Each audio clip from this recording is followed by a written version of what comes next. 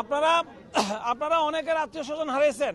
আপনারা এখানে সবাই আত্মীয় স্বজনকে শনাক্ত করে নিয়ে যাওয়ার জন্য আসছেন, তাই তো?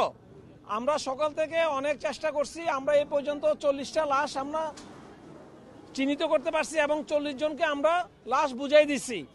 এখন আমাদের শনাক্তকরণের কিছু সিস্টেম আছে। সেই সিস্টেমটা হচ্ছে গিয়া, প্রথমে আমরা যাদের চেহারা দেখা গেছে, চেহারা দেখে চিনা যায়, তাদেরকে আপনাদের মাধ্যমে চেহারা দেখে চিহ্নিত করে আমরা পোস্টমর্টম করে আপনাদের হাতে তুলে দিছি। কিছু আছে আমাদের ফিঙ্গারপ্রিন্টের মাধ্যমে করতে হবে, আর কিছু আছে ফিঙ্গারপ্রিন্ট এবং চেহারা দিয়ে যাদেরকে চিনা যাচ্ছে না তাদেরকে আমরা ডিএনএর মাধ্যমে আমরা শনাক্ত করব। এই ডিএনএর মাধ্যমে শনাক্ত করার সিস্টেমটা হচ্ছে গিয়া, আমরা এই ডেড বডি থেকে ডিএনএর স্যাম্পল নিছি, এটা নিয়ে ডিএনএ অ্যানালাইসিস করা হবে। আর আপনাদের যাদের আত্মীয় স্বজন আপনারা এখনো খোঁজ খবর পান নাই, তারা দয়া করে সিআইডিতে যাবেন। মহাখালী সিআইডি অফিস আছে না, ওইখানে ডিএনএ ল্যাব আছে। সেই ডিএনএ ল্যাবে গিয়ে আপনারা আপনাদের রক্ত অথবা স্যালাইভা দিয়ে আসবেন। আপনাদের রক্ত এবং স্যালাইভাকে ডিএনএ অ্যানালাইসিস করে আমার ডেড বডির ডিএনএর সাথে মিলাবে। মিলানোর পরে তখন বলা যাবে কোন আত্মীয়টা, কোন ডেড বডিটা কার। ঠিক আছে? তাই আপনাদের কাছে অনুরোধ, আপনারা এখানে ঘোরাঘুরি না করে আমরা যতটুকু করছি আমরা আমাদের সাধ্যমতো করছি। তারপরও যাদেরকে চিনা যায় আপনারা চিনতে পারলে চিনলেন, আর যদি চিনতে না পারেন আপনারা আগামী শনিবার আগামী রবিবার সকাল 9টা থেকে আপনারা সিআইডি মালিবাগ সিআইডি অফিসে গিয়ে আপনারা আপনাদের রক্ত অথবা স্যালাইভা দিয়ে আসবেন। যত তাড়াতাড়ি দিবেন অত তাড়াতাড়ি আপনাদের আত্মীয় স্বজন শনাক্ত হবে। অতদিন পর্যন্ত আমরা আপনাদের যে ডেড বডিগুলো আছে সেই ডেড বডিগুলোকে আমরা সসম্মানে আমরা ফ্রিজে সংরক্ষিত করে রাখবো, প্রিজার্ভ করে রাখবো।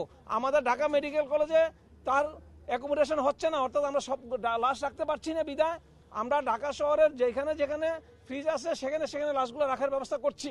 ইনশাল্লাহ হয়ে যাবে। আপনারা কোনো টেনশন করেন না। আপনাদের ডেড বডিগুলো সসম্মানে এবং ভালো মতো থাকবে। আপনারা কেউ প্যানিক হবেন না। প্রক্রিয়া শেষ হতে কতদিন লাগবে? ডিএনএ শেষ করে বা ম্যাচিং করে তারপর কবে নাগাদ আপনারা এই পরীক্ষা নিরীক্ষার ফলাফল প্রকাশ করতে পারবেন?